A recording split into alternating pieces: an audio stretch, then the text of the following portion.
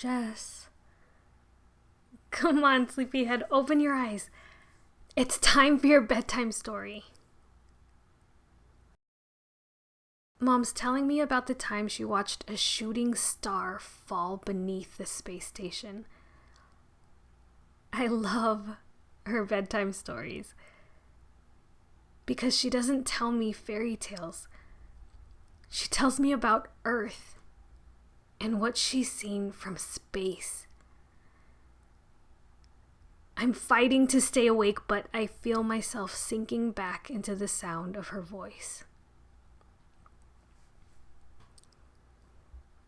When I wake up, she's gone. But that also means Dad's home.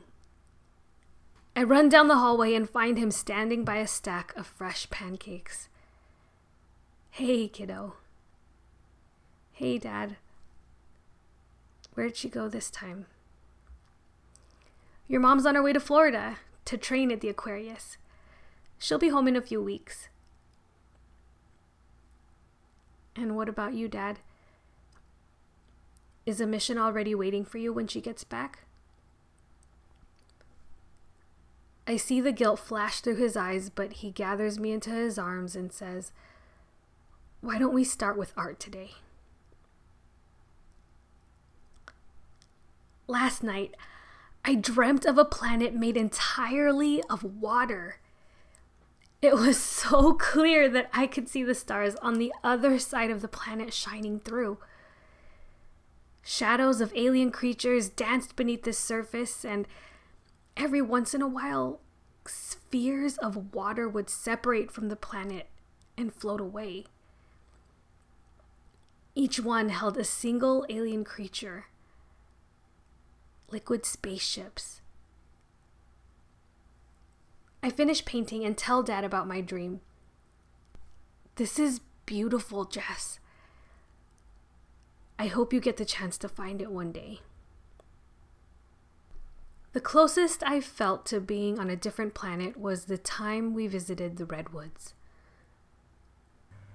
Walking among those giants made me feel so small. And it's the only time I can remember me, Mom, and Dad together. Mom's home. She made my favorite for dinner, mac and cheese, but I don't even care because you know what? Dad's still here. We laugh and talk, but when it's time for dessert, there's an extra scoop of ice cream in my bowl, and I know something's up. Jess, your mom and I have something to tell you.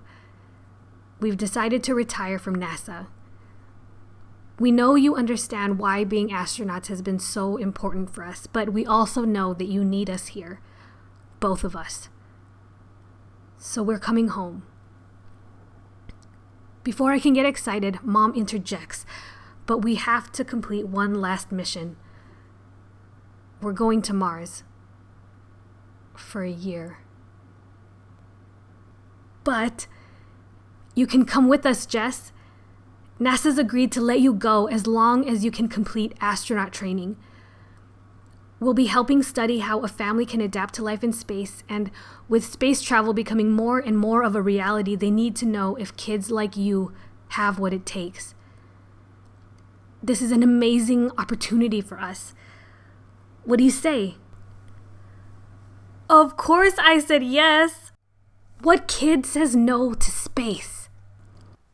Training has been one of the craziest experiences of my life, but Mom and Dad were with me every step of the way. And now we're going to Mars. We just left the atmosphere, and I keep looking back at Earth. I'm trying to wrap my head around the fact that I'm looking at our planet.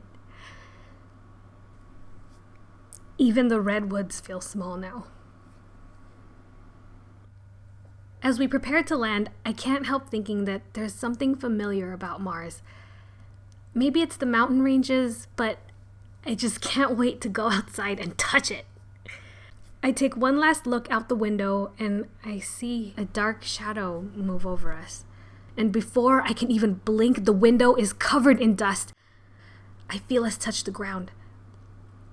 Mom grabs my hand and pulls me into the airlock. Jess, we've lost communication with Earth because of the storm. We need to get to the underground hab so we can reestablish contact. We have to run through the storm, but just hold my hand as tight as you can. Everything's gonna be okay. Just don't let go of my hand. Are you ready? I feel myself starting to shake, but I nod. We put on our helmets, but as soon as Dad opens the hatch, everything goes dark. The wind is screaming. All I can feel is Mom's hand urging me forward, so I take the first step and we're running. I try to run faster, but I feel my foot catch on a rock and I fall. And I lose Mom's hand. I can't feel her hand anywhere. Mom! Mom! I try to get up, but the wind pushes me back over. Mom, where are you? Dad? Dad? I feel Dad pick me up, and he leads me to the hab, and finally everything just goes quiet. Dad takes off my helmet, and Mom immediately pulls me into a hug. I can feel her shaking too. After we take a moment to calm down, we descend the ladder into the hab, and I follow them into a long, narrow room. For a second, I'm confused, but I realize I know this feeling. We're so sorry about the storm, Jess. It came out of nowhere, but we made it. And Earth needs to know that we're still alive. We're sorry, Jess, but we have to go. And just like that, they're gone. A few seconds later, Dad comes back in holding a box. Your mom and I brought these for you, just in case. He kisses me on the forehead and rushes back out. Inside the box are my art supplies. Jess, it's been 2 weeks and you haven't gone out with us at all. I know, but I'm not ready, Mom. What is there to be ready for? You're on Mars. Just open the door and go outside. It's not that simple. Yes, it is. Just open the door and take one step outside. I don't want to go outside. I run into my room, but I can't stop crying. I hear them running down the hall and the door bursts open, but they stop.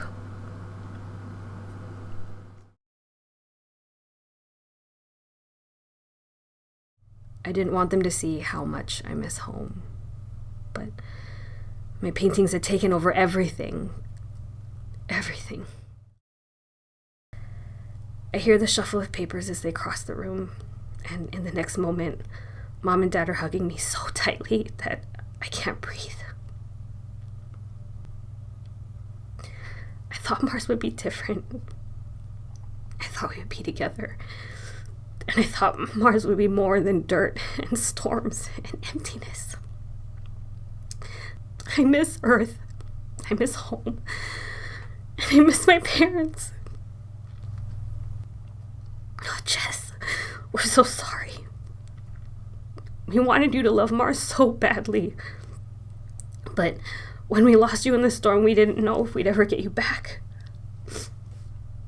We didn't know what to do when you withdrew. We thought it was right to let you have your space, but we were wrong. We were so wrong. We're so sorry, Jess. We love you. After a while, Dad says, Jess, if you're ready, there's something your mom and I would like to show you. As soon as I step outside, I can feel the sun on my face. And the ground feels like stepping into flour. We get into the rover, and as Dad drives, I can see the mountain ranges, and I can see the layers, and I can feel the age of the planet. When we step out of the rover, we're standing on the edge of a cliff. The sky is orange, but the sky around the setting sun is blue.